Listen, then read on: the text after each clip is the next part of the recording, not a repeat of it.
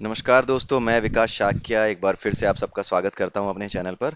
और भगवत गीता के इन capsule videos की सीरीज में आज हम एक और कॉन्सेप्ट डिस्कस करने वाले हैं। बड़ा ही इंपॉर्टेंट कॉन्सेप्ट है। बेसिकली ये महाभारत की एक घटना से प्रेरित है, जहां पे भगवान कृष्ण और शकुनी की जो राजनीति है, इन दोनों की राजनीति में क्या अंतर है, ये हमें समझ में आता है।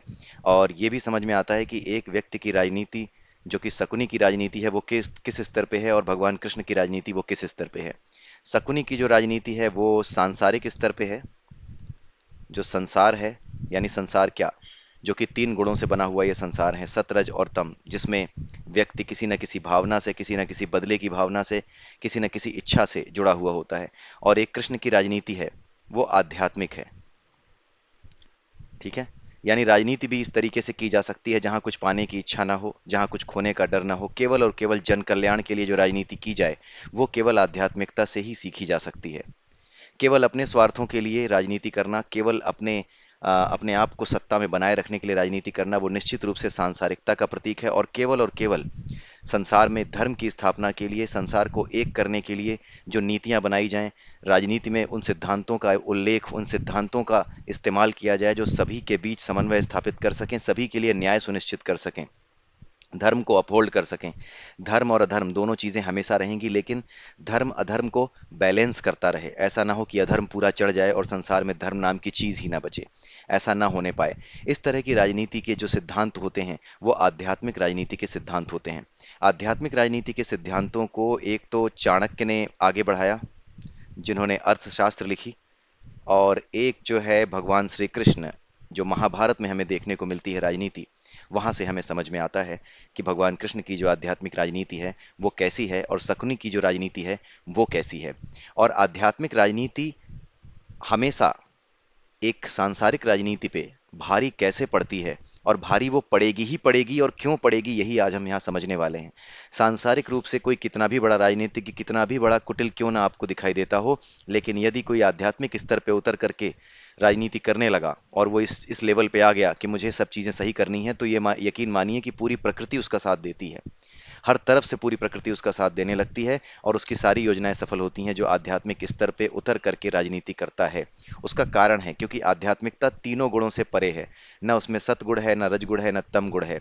किसी भी गुण से परे होकर के, यानी लाभ हानि, द्वेष, छल कपट, इन सारी चीजों को किनारे रख के केवल और केवल सभी के लिए न्याय सुनिश्चित करने के लिए जो राजनीति की जाए, धर्म अधर्म के ऊपर, अधर्म जो है वो धर्म के ऊपर ना चढ़ पाए, धर्म अधर्म से दब ना पाए, ताकि सभी गुणों में, सतरज और तम तीनों गुणों का बैलेंस बना रहे। जो सतो गुण में स्थित हैं, और जो अपने आराधना के माध्यम से, सेवा के माध्यम से, भक्ति के माध्यम से, कर्म योग के माध्यम से, ध्यान योग के माध्यम से अगर आगे बढ़ना चाहते हैं, तो उनके भी रास्ते बंद ना हो। और जो रजोगुणी हैं, जो संसार को पैसे कमा कर ला कर देते हैं, संसार की रक्षा करते हैं, जो राजा बनते हैं, राजसी जीवन जीते हैं, उनके भी मार्ग सुरक्षित हों। ठीक है। और जो तमोगुणी हैं, उन्हें उचित समय पे दंड दिया जा सके, ताकि वो सतोगुणी और रजोगुणी के ऊपर चढ़ कर ना बैठ जाएं।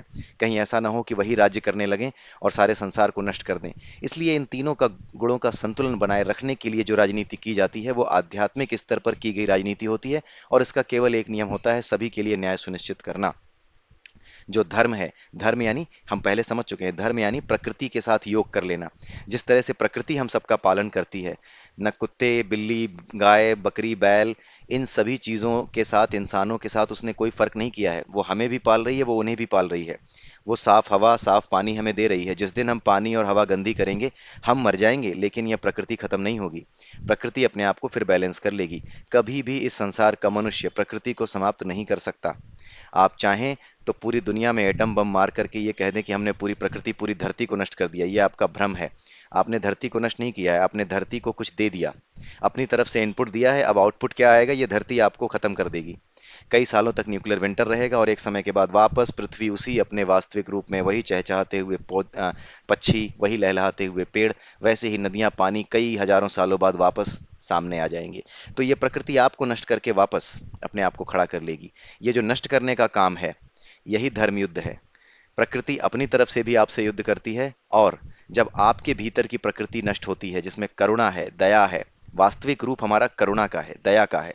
वास्तविक रूप है हमारा सभी के प्रति संभाव रखना, करुणा रखना, जिस तरह से प्रकृति हम सबके लिए बराबर है, उसी तरीके से जब हम सबके लिए बराबर होते हैं, सबको बराबर भाव से देखते हैं, तभी तक इस संसार में शांति बनी रहती है। जब हम एक दूसरे को बराबर भाव से देखना बंद कर देते हैं, जैसे ही प्रकृति में अपने प्रभुत्व को जमाने का प्रयास करते हैं, लोगों के ऊपर प्रभुत्व को जमाने का प्रयास करते हैं, पहले तो मनुष्य हवा पानी सब पे अपने प्रभाव जमाने की कोशिश करता है। उसके बाद मनुष्य पे, दूसरे देशों पे प्रभाव डालने की कोशिश करता है। एक धर्म का, एक संप्रदाय का व्यक्ति दूसरे धर्म के, दूसरे संप्रदाय के व्यक्ति पर प्रभाव डालने की कोशिश करता है कि तुम अगर मेरे जैसे नहीं हो तो तुम्हें मर जाना चाहिए, तुम्हें मार दिया जाना चाहिए। इस तरह की बातें जब सोचना शुरू होती हैं, तो क्या होता है, हमारे भीतर से वास्तविक धर्म, जिसे करुणा कहते हैं, वो समाप्त होता है। और इसी वजह से क्या होता है, ये नेचर वापस अपने आप को बैलेंस करती है, और उस बैलेंस करने के एक्ट में ही, उस बैलेंस करने के प्रोसेस में ही आपस में युद्ध होते हैं। ठीक है। अब ये प्रकृति जब अपने आप को बाहर से बैलेंस करती है, पेड़ पौधे जहां दिख रहे हैं, तो वो तो हमें असर होता हुआ दिखता है कि पानी गंदा हो गया है, पानी में प्लास्टिक मिल गई है। लेकिन हमारे भीतर जो गंदगी आई है, ये दिखाई नहीं देती। ये कैसे दिखाई देती है? रिएक्शन तो फिर भी होगा, दिखे या ना दिखे। नेचर में कोई भी नेगेटिव परिवर्तन आपने किया है, तो वो परिवर्तन आपको दिखे या ना दिखे, लेकिन इसका प्रभाव किसी न किसी रूप में सामने आएगा। नेचर के ऊपर किया गया परिवर्तन, आंधी तूफान, ठीक है, ग्लोबल वार्मिंग, इन रूपों में सामने आता है। हमारे भीतर जो करुणा है, उसके ऊपर किया गया असर, उसको अगर हमने नष्ट किया है, दूसरों को एक तरह, अपनी तरह दूसरों को देखने का भाव हमारे अंदर से नष्ट हो गया है, हम दूसरों को अपने से नीचा समझने लगे हैं, तो ये जो द्वेष का भाव है, ये जो भाव होते हैं, ये क्या करेंगे, एक दिन किस रूप में सामने आएंगे? आपस के युद्ध के रूप में ही सामने आएंगे।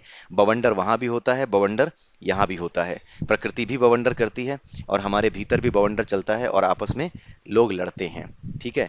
तो जो लड़ाई इसलिए की जाए, कि जो युद्ध इसलिए हो कि प्रकृति में वापस संतुलन स्थापित करना है, यही जो संतुलन स्थापित करने का काम है, यही धर्म युद्ध होता है। ये प्रकृति भी हमसे लड़ती है, ये प्रकृति भी निरंतर लड़ रही है, और यही धर्म युद्ध आपस में, जब हम सत्य असत्य, धर्म अधर्म की बातें करते हैं, क्या सही है क्या गलत है, सबके लिए न्याय कैसे सुरक्षित हो, सबके लिए सारी चीजें कैसे उपलब्ध हों, कोई किसी से दूसरे का अधिकार न छीने, इन सारी बातों को जब हम करते हैं, तो इसी संघर्ष को हम धर्म युद्ध कहते हैं। और उसका उद्देश्य अगर ये है कि किसी भी स्थिति में सभी के लिए बराबर चीजें उपलब्ध कराई जाएं, सभी को बराबर का न्याय दिया जाए, तो इसी को धर्म युद्ध कहते हैं। इस तरह के किसी भी संघर्ष को धर्म युद्ध का ही नाम दिया जाता है, और इसीलिए भगवान कृष्ण ने महाभारत को धर्म युद्ध का नाम दिया था। अब आइए देखते हैं कि शकुनी और कृष्ण के बीच में धर्म युद्ध को लेकर के क्या बात हुई थी। जब महाभारत का युद्ध शुरू होने वाला था, इसको ध्यान से सुनिएगा, इसमें कुछ ऐसी चीजें हैं जो जिस नजरिए से आपने आज तक कभी सोचा नहीं होगा, इनफैक्ट कई लोगों ने इस नजरिए से नहीं सोचा होगा। जो कृष्ण और शकुनी के बीच की जो बातचीत है, जो कृष्ण और शकुनी के बीच का जो वार्तालाप है, जो सोच का डिफरेंस है, वो यहाँ पे दिखाया जा रहा है। ठीक है। और वो क्यों है, वो आप जानते हैं, क्योंकि शकुनी सांसारिक था, और भगवान कृष्ण संसार से परे थे। संसार यानी सतरज और तम, तीनों से परे, अपनी आत्मा में स्थित, यानी अपने वास्तविक रूप को जानने वाले, यानी आत्मा के रूप में अपने आप को जानने वाले, इसीलिए वो परमात्मा थे। ठीक है। तो आइए देखते हैं शकुनी और कृष्ण के बीच में बात क्या हुई थी। लेकिन उससे पहले एक श्लोक आप देख लीजिएगा। एक श्लोक है हमारा भगवत गीता में, चैप्टर नंबर हमारा जो है ना, वो है 10। चैप्टर नंबर 10 में बताया गया है श्री भगवान का ऐश्वर्य। ये भगवान कृष्ण का जो ऐश्वर्य है, यानी उनका जो एक तरीके से आप कह लीजिए, जैसे अंबानी का ऐश्वर्य है कि भाई वो कितना अमीर है, कितना प्रभाव है उसका, कितना वैभवशाली है, वैसे ही भगवान कृष्ण कितने वैभवशाली हैं, वो कितने ताकतवर हैं, उनके अधीन क्या क्या चीजें आती हैं, ये बात इस चैप्टर में बताई गई है श्री भगवान का ऐश्वर्य में। ठीक है। अब ये श्री भगवान के ऐश्वर्य में एक श्लोक है। ठीक है। वो श्लोक नंबर मुझे अभी याद नहीं आ रहा एग्जैक्टली क्या है, लेकिन उस श्लोक में भगवान कृष्ण ने अर्जुन से ये कहा है, जब अर्जुन पूछता है कि आप कौन हैं, आपकी पहचान क्या है, तो भगवान कृष्ण अर्जुन को कई चीजें बताते हैं। मैं ही राम हूँ, मैं ही कृष्ण हूँ, मैं ही जो है ये क्या नाम है, परशुराम हूँ, मैं ही वराह अवतार हूँ, सब कुछ मैं ही हूँ, ये सारी बातें वो बताते हैं।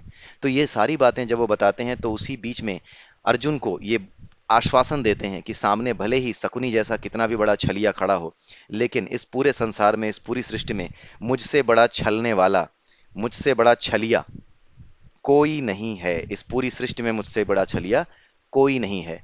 भगवान कृष्ण ने अर्जुन से कहा कि छलियों को भी छलने वाला मैं हूं, मैं छलियों में द्यूत हूं, यानी जुआ हूं। जिस तरह से जुआ आपको छल लेता है, आपको विश्वास होता है कि आपने ये दांव चला है जुए में और आप जीत जाएंगे, अचानक से आप हार जाते हैं। जो कुछ लगाया था दांव पे, जो कुछ पहले जीता था, वो भी हार जाते हैं। इसलिए जो जुआ होता है वो सबसे बड़ा छल माना जाता है। जुआ खेलना, जो आप जुआ खेल रहे हैं ना, आप किसी और के साथ पासा नहीं फेंक रहे हैं, आप अपने साथ पासा फेंक रहे हैं। और छल आप किसी और को नहीं रहे हैं, छल आपका पासा आपको रहा है, आपको छल्लेगा, कभी भी आपकी जीती हुई सारी चीजें आपसे छिन जाएंगी। तो ये जो अनिश्चितता है कि कब छल लिए जाओगे, जैसे जुए में होती है, वैसी ही अनिश्चितता भगवान कृष्ण के छल में है कि वो कब छल कर देंगे, कैसे कर देंगे आप नहीं जानते। क्या कर देंगे, कैसे कर देंगे आप नहीं जानते। आपको ऐसा लग सकता है कि सारी चीजें आपके विरुद्ध चल रही हैं, जैसे अर्जुन को लग रहा था कि आज तो जयद्रथ को नहीं मार पाऊंगा, अंधेरा हो गया है, समय समाप्त हो गया है, जयद्रथ नहीं मर सकता, अब मुझे ही अग्नि समाधि लेनी पड़ेगी। लेकिन अचानक से सारा खेल पलट गया। तो कब कैसे कहां छल कर देंगे, जीती हुई बाजी जो आपको लगती है कि ये जीत रहा हूं मैं, आप कब हार जाएंगे आपको पता ही नहीं चलेगा। और ये बातें केवल और केवल एक भक्त अनुभव कर सकता है कि कैसे ये चीजें बदल जाती हैं, कैसे ये चीजें पलट जाती हैं। ये हर कोई नहीं जान सकता। ठीक है, तो यहाँ पर कृष्ण और शकुनी के बीच की जो बातचीत है और उसके पीछे की जो राजनीति है, उसको जरा आप समझने का प्रयास कीजिए। महाभारत के युद्ध से पहले जो शकुनी है, माफ कीजिएगा गला थोड़ा खराब है, इसलिए बीच बीच में ये गला साफ करता रहूंगा मैं, लेकिन हाँ जो बातें हैं वो हम पूरी कर लेंगे। तो महाभारत के युद्ध से ठीक पहले शकुनी जो है कृष्ण के पास पहुंचा। शकुनी ने कृष्ण से कहा कि कृष्ण, तुमने इस युद्ध को क्या कहा है, धर्म युद्ध कहा है। अगर तुमने इस युद्ध को धर्म युद्ध कहा है तो तुम ये बताओ कि तुम इस युद्ध को जीतोगे कैसे। क्योंकि असल में ये युद्ध तो एक राजनैतिक प्रपंच है। ये शकुनी का मंतव्य है कि ये जो युद्ध है ये एक राजनैतिक प्रपंच है। कौरवों के हिसाब से ये प्रपंच पांडवों ने रचा है, और पांडवों के हिसाब से ये प्रपंच कौरवों का रचा हुआ है, इनफैक्ट मेरा रचा हुआ है, यानी शकुनी का रचा हुआ है। ठीक है, तो ये एक राजनैतिक प्रपंच है और ये केवल एक राजनैतिक संघर्ष है। ये शकुनी का विचार था। शकुनी ने यही कहा कि ये केवल एक राजनीतिक संघर्ष है, केवल एक राजनीतिक प्रपंच है। इसलिए इसको धर्म युद्ध आप कैसे कह रहे हैं मुझे नहीं पता। खैर, आप इसे धर्म युद्ध कह रहे हैं तो आप ये बताइए कि आप इसे जीतोगे कैसे। क्यों? क्योंकि ये राजनीतिक प्रपंच है हमारे हिसाब से। जब ये राजनीतिक प्रपंच है और प्रपंच से ही शुरू हुआ है तो ये युद्ध भी प्रपंचों के आधार पे ही चलेगा, और ये युद्ध भी प्रपंच पे ही समाप्त होगा अंत में। लेकिन ये शकुनी अपनी बात कर रहा है, लेकिन अब कृष्ण से कहता है कि कृष्ण, आपने तो कहा कि ये धर्म युद्ध है, आपने इसको युद्ध से पहले ही धर्म युद्ध घोषित कर दिया है। तो अगर ये धर्म युद्ध है तो आप ये बताइए कि आप ये छल, ये प्रपंच करोगे कैसे और क्यों करोगे। क्योंकि छल और प्रपंच ये तो दोनों धर्म की श्रेणी में आते ही नहीं। छल और प्रपंच इन्हें तो अधर्म माना जाता है। तो इसका अर्थ तो ये हुआ कि आप छल और प्रपंच तो कर ही नहीं पाएंगे। ऊपर से आप जो है इस युद्ध को धर्म युद्ध कह रहे हैं, और ऊपर से आप एक ग्वाले रहे हैं। आपने अपने मामा को छल से मार दिया। जो भी किया हो आपने, आप द्वारका में जाकर के एक नगरी आपने बसा ली। जब आपके मामा के जो है रिश्तेदार ने आपको दौड़ाया, जो जरासंध था, आपके मथुरा पे बार बार हमला किया, तो आप भाग करके द्वारका चले गए। अब यहाँ आकर के आप धर्म युद्ध बता रहे हैं। आप इस राजनीति को समझते कितना है। ये शकुनी कृष्ण से कह रहा है कि आप इस राजनीति को समझते कितना है। इसको धर्म युद्ध कह के तो आप फंस गए हैं। ऊपर से मजे की बात ये कि आपसे जो है सेना, और आपकी जो नारायणी सेना है वो मांगी गई थी। आपने वो अर्जुन को नहीं दी, वो तो मेरे भांजे दुर्योधन को दे दी है। इतनी बात जो है शकुनी ने कही। अब उसने पूछा कि कृष्ण, अब ये बताओ कि मेरे जो ये प्रश्न है, अब तुम्हें लग रहा है कि तुम ये युद्ध नहीं जिता पाओगे, वो भी तब जब तुमने ये पूरी सेना जो है वो मुझे दे दी है। ठीक है, तो अब भगवान कृष्ण का जो जवाब था उसको सुनकर के शकुनी के होश उड़ गए। और इनफैक्ट अगर आप अभी तक सोचें, क्योंकि हम सभी संसार में हैं, आप भी संसार में हैं, तो देखा जाए तो आपको शकुनी की सारी बातें सही लगेंगी, व्यावहारिक लगेंगी, लॉजिकल लगेंगी, और बिल्कुल पूरी तरह से सत्य लगेंगी कि हाँ ये बिल्कुल लॉजिकल बातें कर रहा है। लेकिन अब जरा कृष्ण का जवाब सुनिए। कहीं से भी कोई जादू नहीं है। कुछ भी ऐसा नहीं है जहां ये कह सके कि हाँ कृष्ण ने कोई बहुत बड़ा चमत्कार कर दिया। बिल्कुल सिंपल सी समझ में आने वाली बात है, और भगवान कृष्ण ने शकुनी को भी ये बात समझाई। शकुनी ने पूछा, कृष्ण तुम छल तो करोगे नहीं, छल कपट और प्रपंच ये तो अधर्म में आते हैं। कृष्ण ने कहा, जरा ठहरो, मैं तुम्हें समझाता हूं, ढंग से समझना। तुम्हारा भांजा मेरे पास आया था। ठीक है, भांजा कौन? दुर्योधन। तुम्हारा भांजा दुर्योधन मेरे पास आया था। तुमने उसको बड़ा सिखा पढ़ा के भेजा था मेरे पास। तुमने बहुत सिखा पढ़ा के उसको मेरे पास भेजा, लेकिन वो ये सोच के आया था कि पेपर तो सब्जेक्टिव आएगा, लेकिन मैंने पेपर सेट किया था ऑब्जेक्टिव। वो आया था ये समझ करके कि सीधे सीधे किसी तरीके से पहले पहुंच करके आपसे मदद मांग लेगा, मुझसे मदद मांग लेगा, और नारायणी सेना वो ले जाएगा। वो आया ही था नारायणी सेना लेने। वो यही सोच के आया था कि नारायणी सेना लेके जाऊंगा। ठीक है। और नारायणी सेना के साथ में जाने का मतलब है कृष्ण का साथ में जाना, यानी नारायणी सेना और कृष्ण। भाई राजा की सेना अगर किसी के साथ लड़ रही है तो राजा भी उसके साथ लड़ रहा है। यही सोचकर वो आया था। लेकिन मैंने पेपर ऑब्जेक्टिव सेट कर दिया। ये सब्जेक्टिव पेपर था ही नहीं, मैंने इसको ऑब्जेक्टिव सेट किया। मैंने उससे पूछा कि तुम मुझे लोगे या मेरी नारायणी सेना को लोगे। तो शकुनी ने कहा कि हाँ तो फिर वो तो नारायणी सेना ले आया। भगवान कृष्ण हंसे। उन्होंने कहा कि अरे शकुनी, मैं मानता हूं कि तुम इस संसार के सबसे कुटिल राजनीतिज्ञ हो, लेकिन तुम बहुत छोटी सी बात नहीं पकड़ पाए। और अब आप सुनिएगा कि कृष्ण ने उसके कैसे होश उड़ाए। भगवान कृष्ण ने कहा कि तुम जरा ये सोचो शकुनी, कि मेरी सेना, जो नारायणी सेना है, संसार की सबसे उत्तम सेना है, वो तुम्हारा भांजा दुर्योधन ले गया, यानी वो तुम्हारे पास आ गई। लेकिन ये सेना जिसके लिए युद्ध करती है, कोई भी सेना अपने राजा के लिए युद्ध करती है, वो राजा कहाँ है? वो राजा कौन है? वो राजा हूं मैं, यानी कृष्ण। वो राजा मैं हूं यानी कृष्ण। कृष्ण वो राजा है। और उसकी सेना जो उस जो उसके लिए युद्ध करेगी, जो बेसिकली किसी भी राजा की सेना उसके लिए ही युद्ध करती है। तो मेरी सेना तुम्हारे पास है, और उस सेना का राजा मैं हूं, जो कि पांडवों के पास है। और सेना किसके लिए युद्ध करती है? बस यही प्रश्न भगवान कृष्ण ने शकुनी से पूछा, और इतने में ही उसकी होश जो है फाख्ता हो गए। उसको समझ में आ गया कि कृष्ण ने यह ऑब्जेक्टिव क्वेश्चन मेरे भांजे के सामने फेंक करके पूरा का पूरा खेल बिगाड़ दिया है, और हमारी सेना के बीच में अपने घुसपैठ ही एक तरीके से लगा दिए। उसे ये चीज समझ में आने लगी। कृष्ण उधर बैठे हैं, उनको जिताने वाली सेना इधर बैठी है, हमारे सेना के बीच में है। उसको ये राजनीति समझ में आने लगी कि हाँ ये कुछ अलग हो गया है। और तब शकुनी जो है वो ये कहता है कि तुमने तो युद्ध से पहले ही कृष्ण छल कर दिया, तुम इस युद्ध को धर्म युद्ध कह रहे हो। भगवान कृष्ण ने कहा कि इस युद्ध में छल होंगे, दोनों तरफ से होंगे। और तुम क्या समझते हो कि छल अधर्म है? जरा ये बताओ कि जब कोई व्यक्ति ऐसा हो जो किसी भी तरीके से जीता ना जा सके, एक साधारण व्यक्ति से कोई ऐसा ताकतवर व्यक्ति लड़ रहा है जो कि अधर्म के मार्ग पर है। वो लड़ रहा है, सबको पता है कि वो जो अधर्म के मार्ग पर है, वो शरीर में ताकत होने की वजह से, विशेष अस्त्र शस्त्र होने की वजह से वो युद्ध जीत जाएगा। तो क्या इस संसार पे अधर्म का शासन होने दिया जाए? राक्षसों के पास बहुत बड़े बड़े अस्त्र शस्त्र हैं। वो पूरे संसार को नष्ट कर देंगे, भले ही आप कितने भी प्रभावशाली क्यों ना हो, कितने भी बड़े राजा क्यों ना हो। जब युद्ध होगा तो वो धर्म के रास्ते पे लड़ने वाले लोगों को मार डालेंगे, सत्य के मार्ग पे चलने वाले लोगों को मार डालेंगे। तो क्या इस अधर्म को होने दिया जाए? क्या इस संसार पे अधर्म का राज्य होने दिया जाए? ऐसा न होने दिया जाए, इसीलिए छल हमेशा अधर्म नहीं है। अगर छल का आशय धर्म है तो छल भी धर्म है। अगर छल से भीष्म पितामह को मारना पड़ा तो वो धर्म है। क्योंकि जो भीष्म पितामह हैं, वो इच्छा मृत्यु का वरदान लिए हुए हैं, इसका मतलब उन्हें कोई नहीं मार सकता। फिर भी वो लड़ाई के मैदान में खड़े हैं, और ये जानते हुए कि वो गलत लोगों की तरफ खड़े हैं, फिर भी उधर से युद्ध करेंगे और पांडवों का नुकसान करेंगे। तो ऐसी स्थिति में क्या किया जाए? ऐसी स्थिति में जो पहले ही अधर्म के रास्ते पे चल रहा है, जो भीष्म पितामह है, जो पहले ही ये अधर्म कर रहे हैं कि वो मर नहीं सकते, फिर भी इस युद्ध में भाग ले रहे हैं, ये भी तो ठीक नहीं है ना। कि जो मर ही नहीं सकता वो युद्ध लड़ रहा है, उसे तो किनारे बैठ जाना चाहिए। जैसे मैं चाहूं तो 2 मिनट के अंदर इस युद्ध को समाप्त कर दूं, क्षण भर में इस युद्ध को समाप्त कर दूं, अगर मैं अस्त्र उठा लूं। लेकिन मैं ये अस्त्र नहीं उठा रहा, क्यों? क्योंकि युद्ध मेरा नहीं है। उसी प्रकार से युद्ध भीष्म पितामह का नहीं है। जो इच्छा मृत्यु का वरदान लिए बैठा है, उसका ये युद्ध है ही नहीं।